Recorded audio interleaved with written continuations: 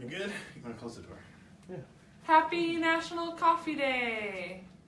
It is National Coffee Day. I have my coffee. You don't have yours. No, I was reading an article right before I came in here, and it said, these are all the places you can go to get free coffee today.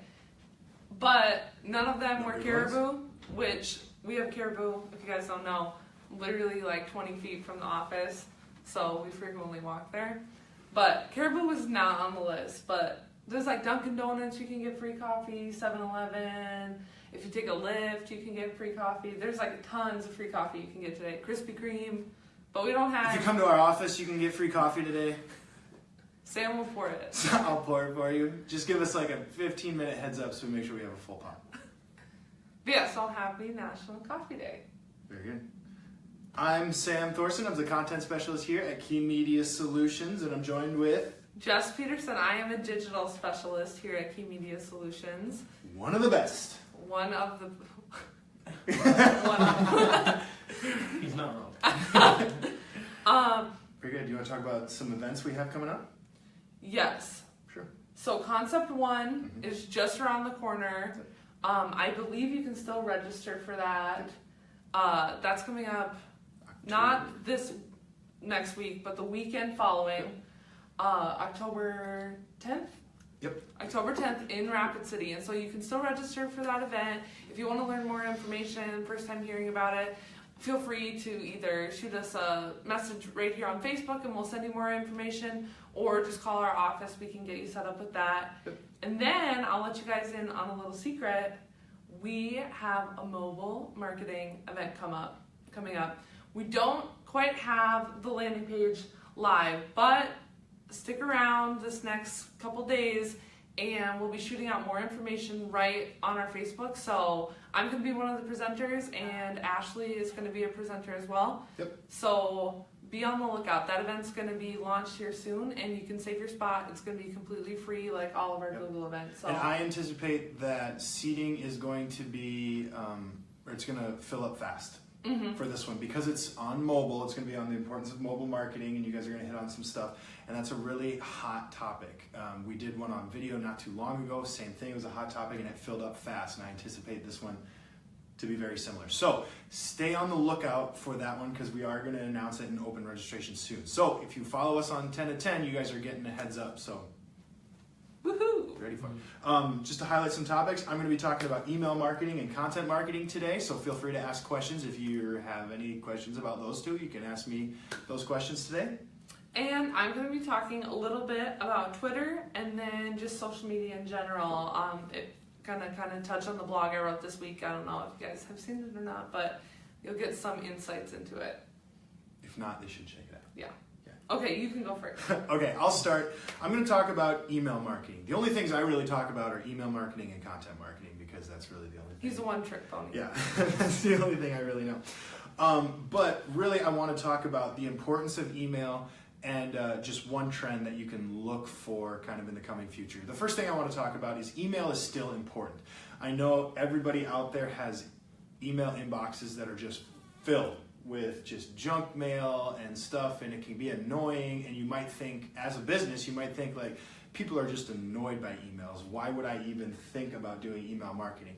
Well, the reality is email is still the #1 way that people prefer to communicate with businesses. And if you think about it, it makes sense. Somebody's not going to pick up the phone and call a business at the first point of contact. Well, some people might, but some people most people don't like that confrontation. Exactly. So a lot of people are going to rely through their emails to make that first point of contact, whether it is email me some information or email me a white paper, or they'll send an email to maybe a sales rep saying, hey, I'm interested in this, or email me a quote. So email is still a vital line of communication for businesses and their customers. So it's still important, basically. That's what I'm trying to say. But one trend that you can look for is the rise of interactive emails. Now, you guys tell me, or if anybody else tell me out there, if you've come across any cool emails, I guess you could say. But what I'm talking about are interactive emails, and what exactly that is are emails that are tailored specifically to you, to Jess, based on what you've done. Say on a particular website, say on a particular landing page, the products that you've clicked on, the pages that you've visited, those are all going to determine what sort of content you get in an email. Huh. This I is don't really think I've gotten any of personalized. those. Well, I know, like the shopping cart example. Oh yeah. You know, so that's an example of interactive content. What I'm talking about is if you've ever had an instance where you go onto like an e-commerce site or you check out a pair of shoes or a shirt or something along those Yes, lines. I have had that where they're like, Yeah. oh, you didn't want your gray shoes? And I'm like, how did you get my email? Yep. Then I Yep. remembered, oh, I probably typed it in before I checked out, but then I stopped checking And it's out. extremely personalized. So the rise in content like that is something that you can look forward to seeing, or not look forward to seeing, but it's going to happen in email marketing in the future. So one trend that I thought I'd like to point out. If you have any questions on it, comment. I'll talk about it a little bit. But Now, my next topic, you guys may have heard about this. This was kind of all the rave this week, but Twitter on Tuesday announced that they were starting to roll out 280 character tweets. So before that, they had only ever been 140 characters. They used to, way back in the day, that included your username and any media, if you added someone, it would include all that. Yep. In the recent years, they've kind of made those not count. But now, one of their biggest things is that they wanted to alleviate some of the frustrations for tweeting in certain languages. English, for example, a lot of people have to use poor grammar to try to fit everything in, and they wanted to kind of reduce this cramming nature. So pretty much every language will see the 280 characters eventually roll out, except for Japanese, Chinese, and Korean, because they found that people tweeting in those languages, it was 0.4% of the time reach all 140 characters, because they have more words that are just one character, where English, for example, 10% of people were reaching 140 in tweets in English. and they do those threads. Yeah, ones. those. I was interested. So Those when threads. so when I heard about this, people are heated about it. People are passionate. Yeah, people. I mean, because one of the things that Twitter had going for it is you had to be concise with what you were saying. You couldn't rant everyone see those Facebook posts. Yeah. Where see more and then it Well, takes people up your could entire still feed. rant. You decided to spend a lot of time replying to yourself, Yep. and do a Exactly. So 1 out of 46 thread. what are your thoughts? What are everybody else's thoughts out there? Do you think it's a good thing that we have a higher character count now for Twitter, or are you a 140 advocate? Do you think it's better to be short? I think that's an interesting debate, because I think it's another example of social media platforms kind of catering, to do something similar. I mean, very similar to each other. So I don't know. Yeah, I checked this morning. What are your thoughts? I was not selected Oh, you don't as have one of the people to test it. I think they are testing it on verified accounts. I don't know, but I was maybe I was lucky. I did not have it. You can Google, and there's some workarounds if you use TweetDeck and stuff, that you can apparently tweet using the new character count, but most people will not have access to it. But I foresee it rolling out, just because I think Twitter they think that people aren't tweeting as much because they don't know how to fit it in the small. What are your thoughts? Do you like the 140, or are you excited about the 280? I think the 280 will be fine, because when you see them, they still fit nicely. I mean, it's a larger paragraph.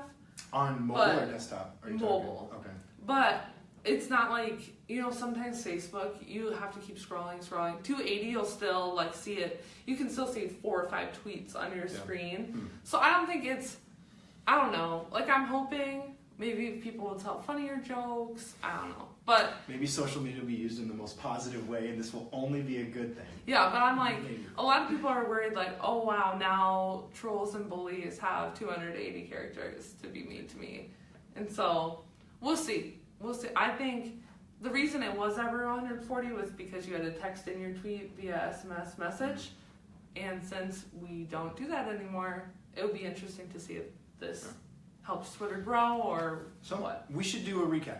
So, I mean, after a few months, we should come back on and just kind of see how we'll see if I have access to it. So, stay tuned for that. Stay here for another month. Very good.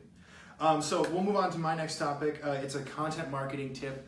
I talk so much about content marketing, and I feel like in the last few weeks, I've pretty much all I've talked about. So I just want to give one quick tip as far as producing content, and I know sometimes it can be difficult, especially if you're in a business or you are the sole creator of content for a business, which happens a lot. Usually it comes down to one person saying, hey, do the social media, do the Facebook post, make sure we're on social media, make sure we have graphics for the website, stuff like that. It kind of always falls on one person. So to alleviate some of that stress, I thought I would point out one, I think, helpful tip, and that is utilizing collaboration.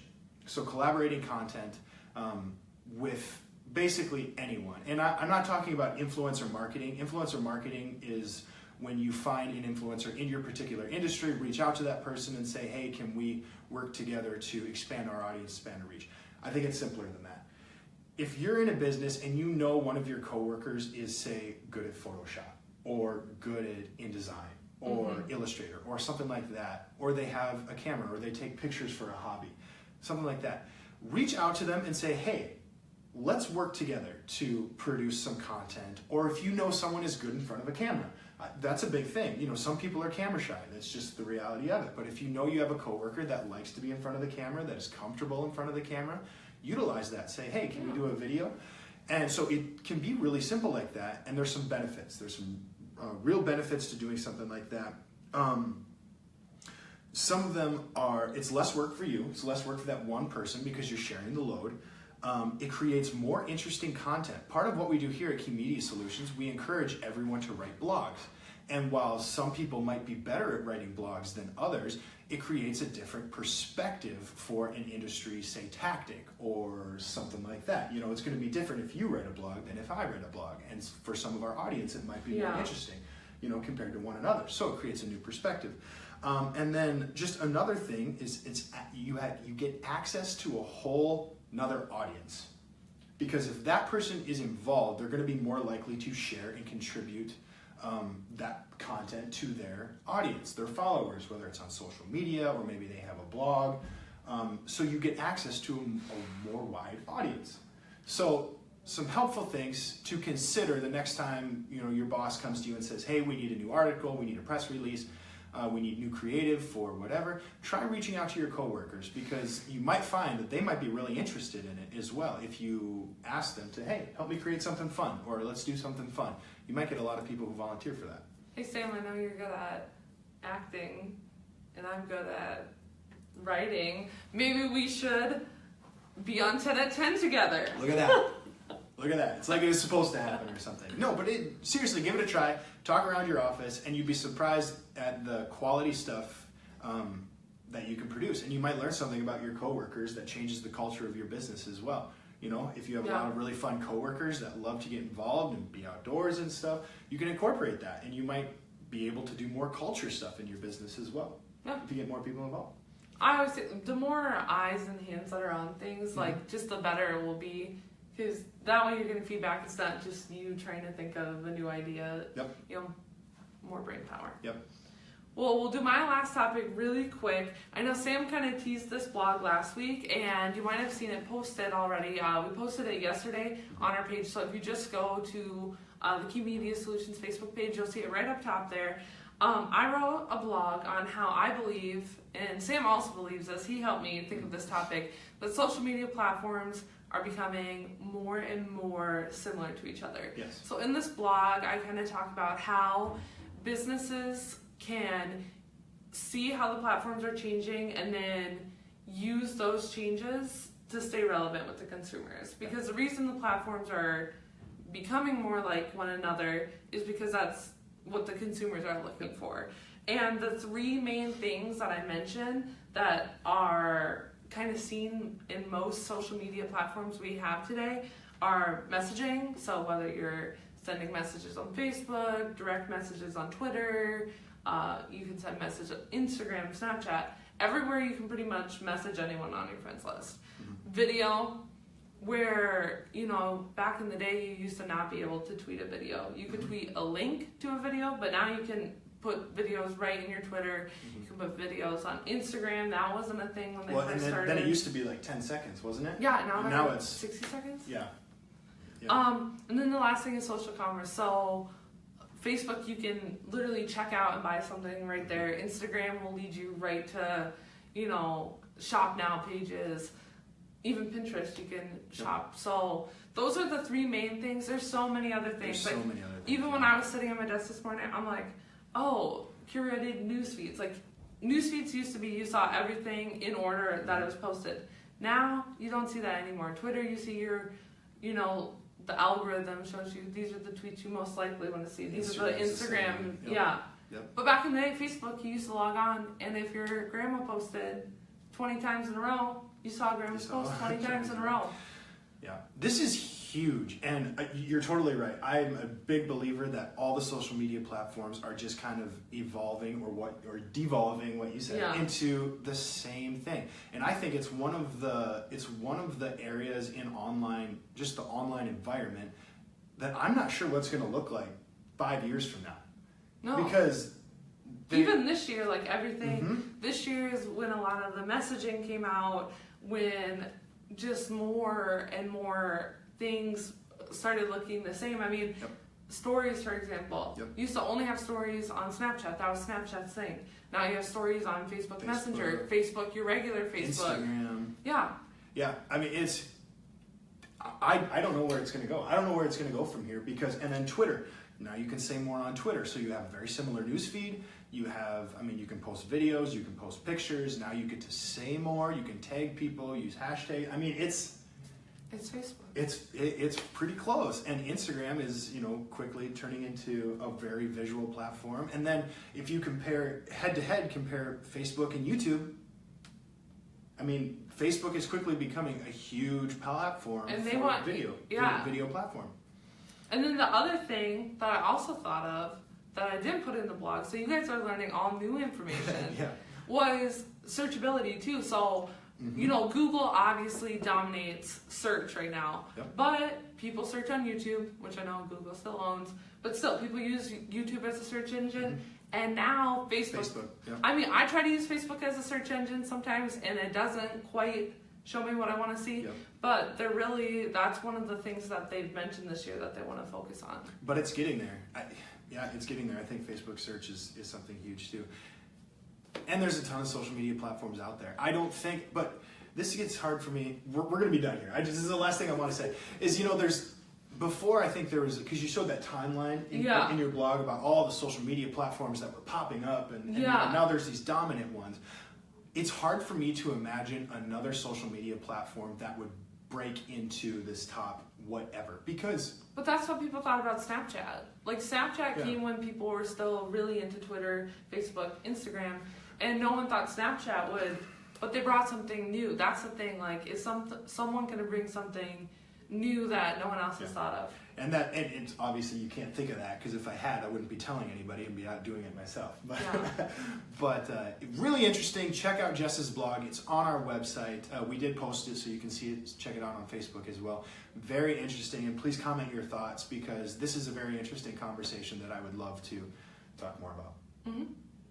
Well, thanks guys for tuning in. If you've missed any of our other episodes, you can find those on YouTube, The Key Media Solutions. And then join us next week. We'll be back. Not sure who will be on, but fresh set of faces for you. Absolutely. And don't forget to always check out our website for upcoming events. And for those of you who paid attention at the beginning of this video, we will be announcing an event coming up very shortly. Registration will open for it. Keep an eye open for that. Yay! See ya.